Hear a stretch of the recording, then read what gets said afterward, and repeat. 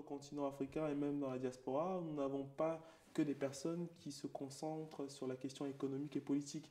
Euh, la- Ce qui est important et aujourd'hui la façon dont euh, nous approchons le rêve africain, nous l'approchons surtout autour de la question essentielle qui est la question de la connaissance.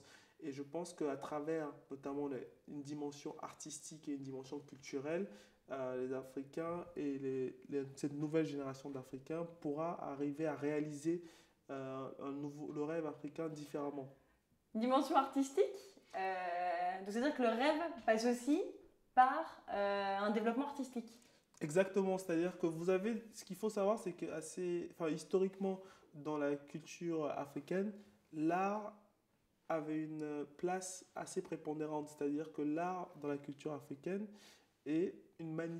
fait partie du réel. Ce n'est pas une représentation du réel, mais fait partie du réel. Vous prenez par exemple un masque africain, Masque africain. ça permet de créer une certaine hiérarchie, par exemple, dans la société. Ça permet de définir quelle est la fonction de chacun, par exemple, dans la société. Donc, vous voyez que derrière l'art africain, on a une nouvelle conception du monde, on a une nouvelle approche du monde, et avec ces artistes aujourd'hui qu'on a sur le continent, qui sont par exemple des personnes comme Hervé Yamguin ou des artistes qu'on a aujourd'hui dans la diaspora comme Fred Ebami ou d'autres personnes, vous avez aujourd'hui finalement une expression qui permet déjà de faire entrer le rêve africain dans la réalité. Quand vous prenez un tableau d'un artiste comme Hervé Yamguin et ce tableau vous matérialise quelque part déjà ces valeurs de dialogue, ces valeurs de solidarité. Comment on Vous avez- matérialise dans un tableau des valeurs de solidarité?